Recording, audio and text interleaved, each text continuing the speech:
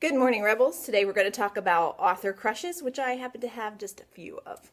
10% luck, 20% skill, 15% concentrated power of will, 5% pleasure, 50% pain, and 100% reason to remember the name.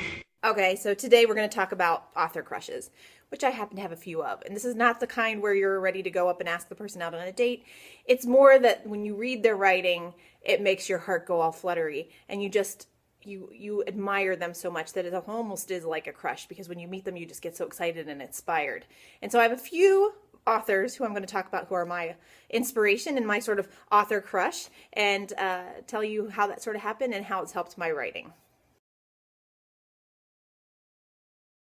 So I would say the first time that I had sort of this author crush experience was when I was younger, like quite a bit younger, and that was maybe 6th, 7th grade, and I read Stephen King's short stories, and I just thought they were awesome. The way they were written, kind of how he wrote, and then I read some of his books, and so he's probably my longest running crush. I just finished Dr. Sleep a couple months ago and loved it, and I always look at his stuff as what I aspire to do, but probably will never get to. It's sort of that angsty despair you get when you read someone and you're like, they are so good. I wish that I could be that good. And he's my person for that. He writes dark, which I love. He also writes about hope and romance and coming of age. It's all in there, but he writes it with all of these other darker sort of real elements and about people who are just everyday, which I really love.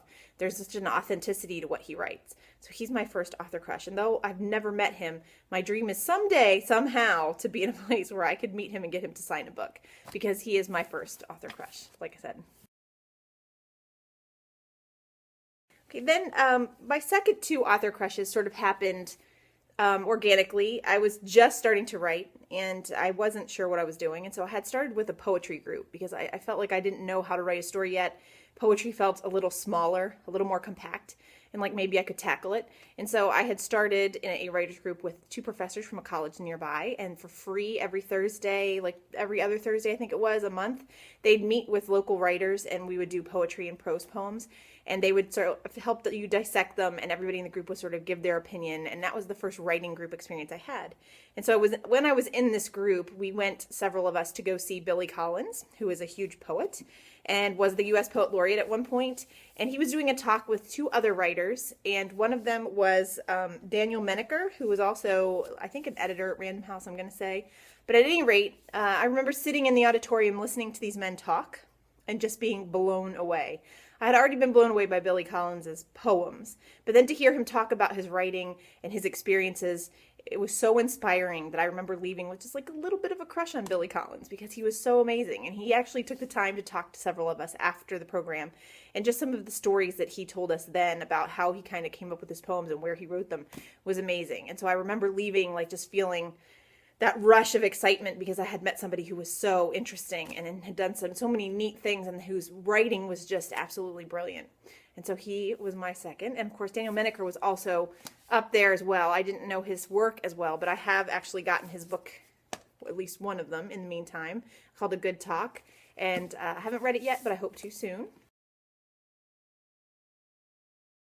All right. One of my other crushes, that's more recent and is a girl, is Gillian Flynn, who writes, I think, some of the most excellent work, where the women are these sort of anti-heroes, and they're just so well fleshed out, because they're not all good, they're not all bad, they have pieces of both things, and they're so complex. And I love how she draws her characters. And so when I read her books, I just fell in love. I started reading them because she had a blurb from Stephen King on her first book, and that was enough for me to sort of pick her up. And when I started to read, I just realized I love what she's doing here. She's making these brilliantly strong female characters who are unapologetic sometimes about how bad they are, but they're also so real that way. Okay, so latest crush that I've sort of discovered in the last several years is Andre de Busse III, and I actually have met him a couple of times, and that sort of fueled the crush I already had on his writing, because I think he's a brilliant writer. He does such an excellent job making real characters and people that are so complex, because they have so many facets to their character, and I love that. And so I actually met him last weekend at a festival, and one time before that as well, but I got to talk to him for a few minutes. And I will say, what I also like about this particular author and why my crush is probably deepened for this person is because not only is he an excellent writer, but he's also a kind person who talks to every person that he sees at a gathering and asks their name, which I think is amazing and something I'm totally adopting as a writer, and just asks about their lives. Like, he's very interested, and you can tell that he's sincere about it, and that I loved. The writing, excellent. I'm reading Townie, his memoir right now, and I love the way that he gets you in the scene so that you're there. You feel everything that he's feeling, and you sort of smell and taste and experience that world that he was in, and that I love. So there you have it, all my crushes, which incidentally, none of them are YA. And I think that's because I read a lot of adult books when I was younger. There wasn't a YA market like there is now. And for me, still it is the adult authors at the moment that are my crushes. But however, I will say that if I had to pick some YA authors that are my crush, Libba Bray and Maggie Stiefvater would be way, way up there because both of them I feel are just absolutely brilliant. Okay, that's it. If you have any author crushes, I would love to hear about them.